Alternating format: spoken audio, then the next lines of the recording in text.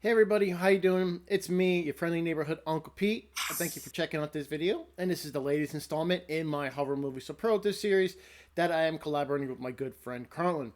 You guys know the drill. We're up to 1994 this week. So, as you know, after you watch this video, please go to Carlin's channel, link in the description, and vote for who you thought had the better picks, whether they most closely resembled your own or whoever had the better justifications. And please don't forget to leave your comments, your selections down in the comments down below. We love to read those, and we love the reactions we're getting and the support for this series because we have a lot of fun making these videos. Also, a reminder, I am giving away a Funko Pop of Chucky, and all you have to do to be entered in to win that Funko Pop is be subscribed to my channel and leave a comment down below on any of my videos that come out from now until December 16th.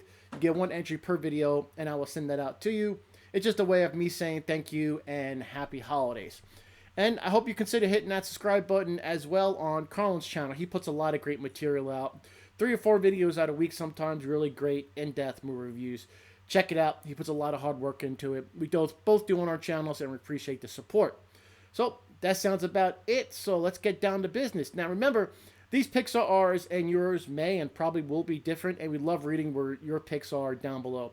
You don't have to put justifications, but if you want to, that's great. We love reading your picks. We love learning what other people like about movies. So, thanks again, and let's get down to business and pick out some horror movie superlatives for 1994. My selection for the most amazing horror movie to come out in 1994 is, I love this movie, In the Mouth of Madness by John Carpenter. I love many, many John Carpenter films, and it's hard to rank them since I adore so many of them. You got The Thing, Halloween, Christine, and In the Mouth of Madness. All outstanding films. Those are my top 4, and they're really difficult to rank together. But I love In the Mouth of Madness. It's one of those films that require multiple viewings so you can pick up on stuff that you may have missed on the first watch. This movie has one of John Carpenter's best soundtracks as well. You got Sam Neill as John Trent. He has an award-worthy performance. When a movie starts, he's a skeptical, straight-laced insurance fraud investigator. Then he slowly starts to unravel the more he experiences the writings of Sutter Kane. And like the way this movie unravels, it takes you on a journey with John Trent. It's a psychological Lovecraftian trip that plays out like you were actually reading a novel from Sutter Kane, what that would be like.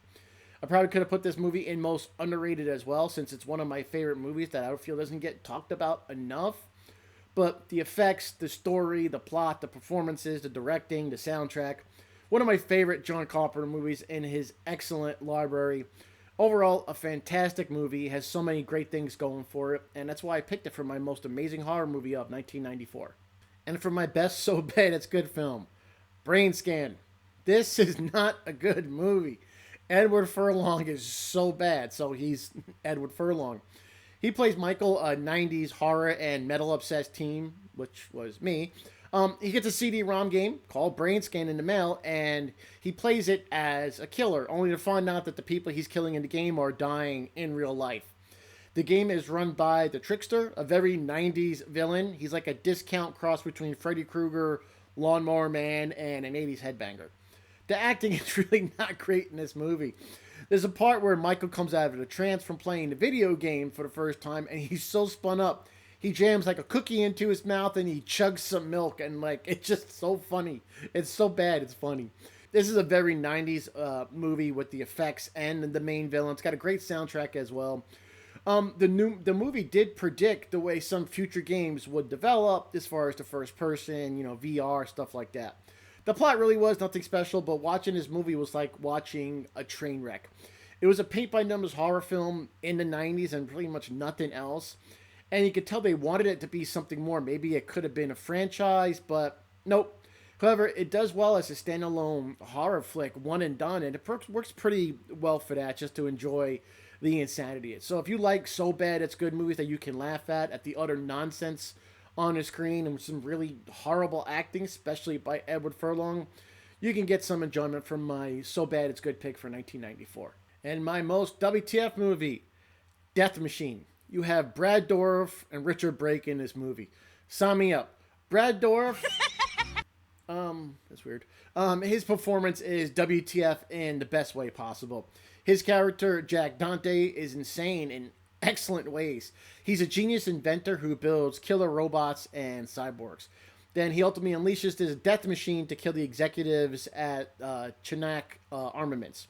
Then you got a ragtag group of mercenaries band together to try and stop him. And some of the characters in this movie have famous names like John Carpenter, Sam Raimi, and you have one named Wayland and the other named Yutani. Another very 90s movie, especially when you see the room that Jack lives in. It's covered with action figures, electronics, and porn hanging up on the wall. Brad Dourif is so over the top as Jack, and when you finally see the death machine, it looks like a beefed up Mauser from Teenage Mutant Ninja Turtles. Some of the camera work is also WTF in this movie because it's really fast, sweeping cuts, which makes it difficult to see what's going on. And there's a part in this movie which makes it WTF for sure when someone is talking about a person who got killed in an office building via shark attack.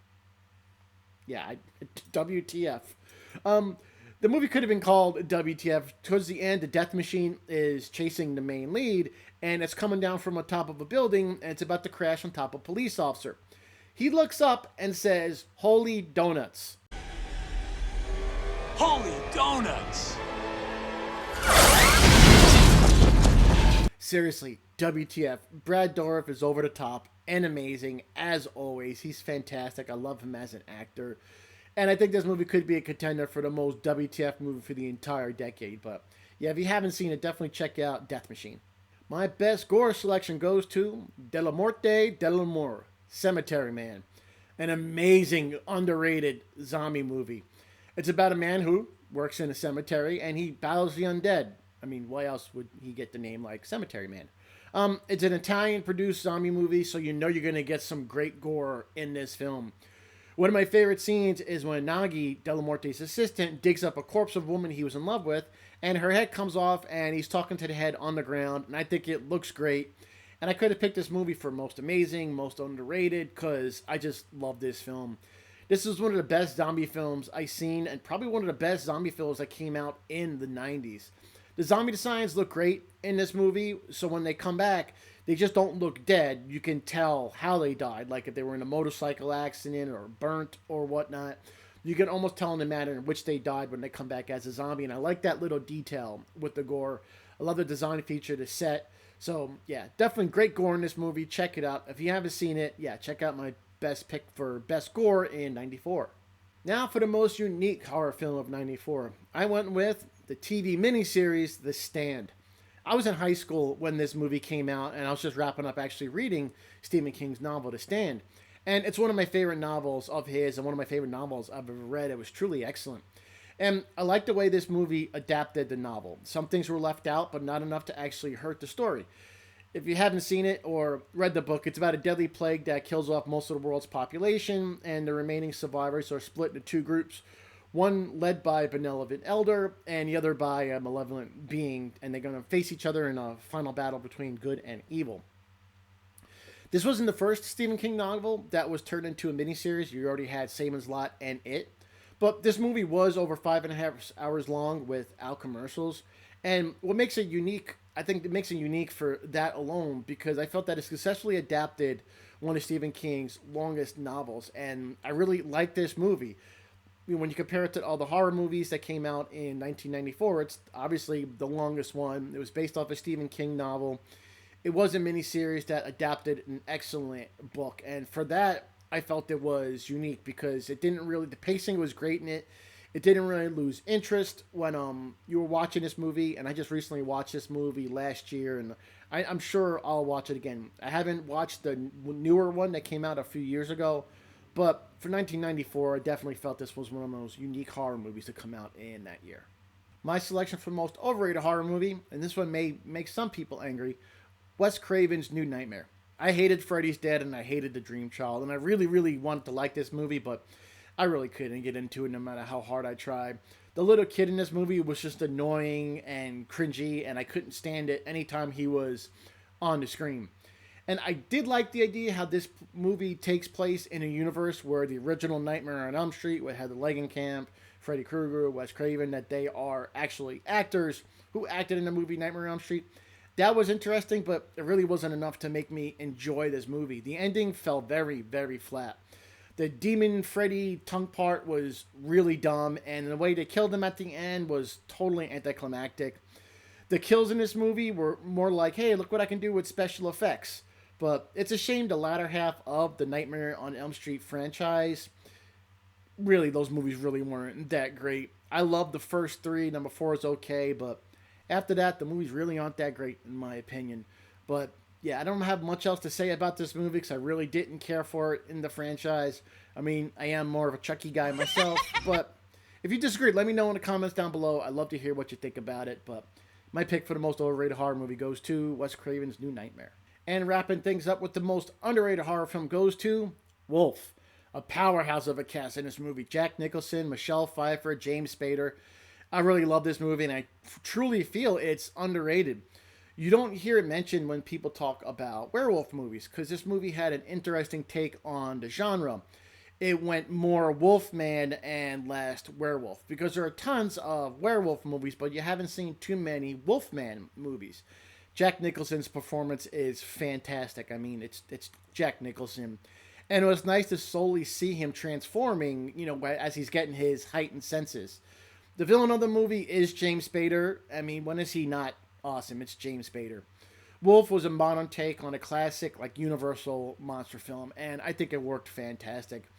It's a shame this movie doesn't get spoken about more. I guess maybe since it was a Wolfman movie and not a werewolf, people rather see werewolves. I don't know, but it's such a great movie. Check it out. Fantastic performances all around, directing, the scenes. I love the special effects. Yeah, great movie all around. I really love it. And it was an easy pick for me for the most underrated horror movie to come out in 1994. Well, there we go, ladies and gentlemen. Those are all my selections. Here's a quick summary.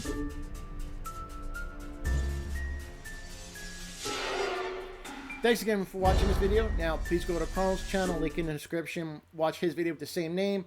And then go to community tab on his page and vote for who you thought had the better picks. Also, as always, let me know your selections down in the comments down below. And if you can, do me a favor, hit that subscribe button on both of our channels so you don't miss a video. I put my Nails in a Coffin series out every Friday. A lot of fun movies planned for the rest of the year. So you should really check it out. And check out Carlin's channel as well. Hit the subscribe button, notification bell also. Don't forget, if you want to be entered in to win that Funko Pop of Chucky, yeah, leave a comment on the video and that would definitely get you entered in. Take care of yourselves, everybody. I hope you're having a good holiday season. Stay safe, stay happy. I am your friendly neighborhood Uncle Pete. And remember, with great kills, there must also come great nails.